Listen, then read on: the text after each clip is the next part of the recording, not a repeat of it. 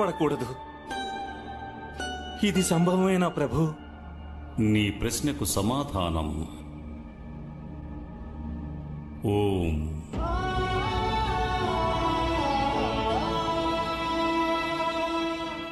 ఓం.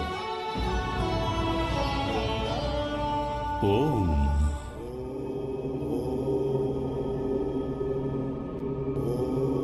ఇదేమిటి ప్రభు?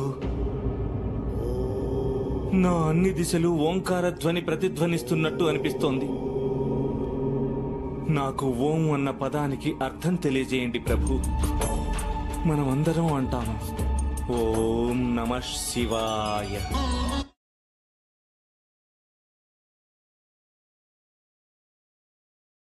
నమః. ఓం విష్ణవే నమః. వీటిలో ఓం ఏంటి ప్రభు? నాకు దాని అర్థం విశదపరచండి. ఓంకు శబ్దార్థం లేదు.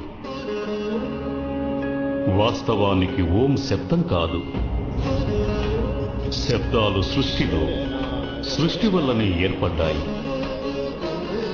అందుచేత దానికి అర్థం సృష్టిలో ఉన్నవారే చెప్పగలరు. సమస్త సృష్టి ఓంలోనే ఉన్నది. అందుచేత ఓం శబ్దాలకు అతీతమైనది. దానికర్థం తెలుసుకునజాలరు.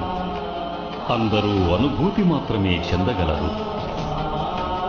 ఓం అనుభూతి ఎప్పుడు కలుగుతుందంటే మనసులో ఎటువంటి ఆలోచన గాని, ఎలాంటి కోరిక గాని, స్వప్నం గాని, ఎటువంటి ఆశ గాని ఉండకూడదు.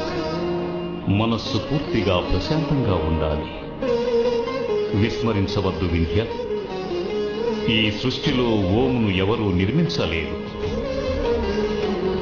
అది అసంభవం. ఎందుకంటే సృష్టి యొక్క రచనే ఓంతో జరిగింది. ప్రభు క్షమించండి, కానీ సృష్టి ఆరంభంలోనైతే కేవలం త్రిమూర్తులున్నారు. త్రిమూర్తులు ఓం భిన్నమైన వారు కాదు. వాస్తవానికి ఓంను ఉచ్చరిస్తే మా ముగ్గురిని స్మరించినట్లే. ఓంని ఉచ్చరించటం వల్ల అన్ని సమస్యలు, మానసిక వికారాలు, అన్ని బంధాలు అంతమైపోతాయి. అందుకే మా ముగ్గురిని స్మరించే ముందు ఓంను ఉచ్చరించటం జరుగుతుంది. స్వచ్ఛమైన మనస్సుతో, ఏకాగ్రతతో ఓంను ఉచ్చరించినట్లయితే మా ముగ్గురిని ఒకేసారి ఒకే స్థానంలో అనుభూతి చెందవచ్చు.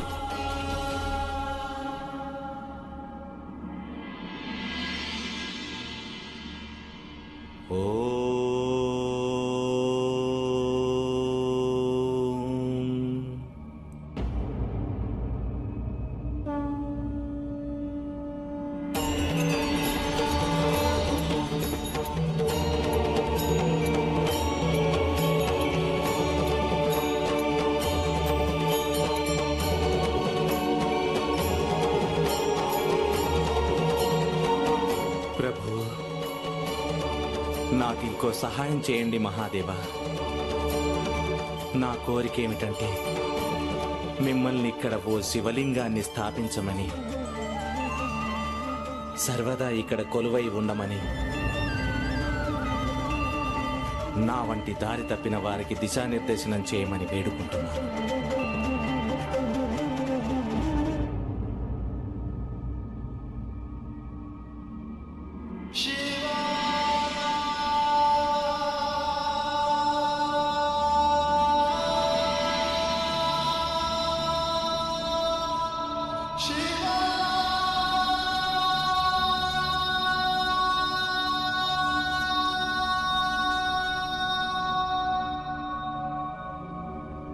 ఈ లింగము ఓంకారేశ్వరుడన్న నామంతో విఖ్యాతి నొందుతుంది.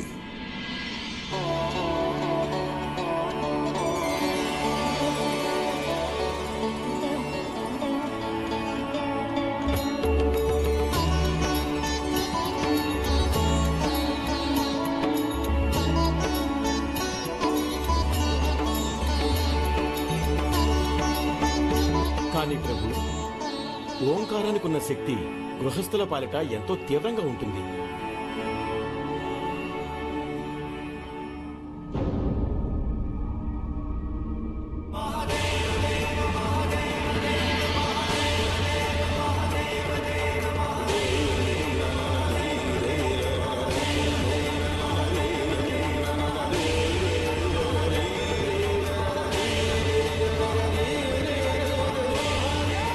పార్థివలింగం నుండి ఆవిర్భవించిన ఈ లింగం అమలేశ్వరుడన్న పేరుతో విఖ్యాతి చెందుతుంది. ఈ రెండును ఒకదానితో ఒకటి సమతౌల్యంతో ఉంటాయి. ఇక ఇక్కడికి ఎవరు వేంచేసినా వారి శక్తులు కూడా ఈ రెండు లింగాల దర్శనంతో సమతౌల్యమవుతాయి.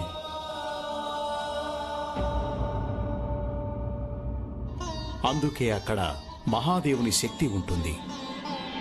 కానీ కేవలం మహాదేవుని శక్తే కాదు, దానితో పాటు నారాయణుడు బ్రహ్మదేవుని శక్తులు కూడా ఉన్నాయి.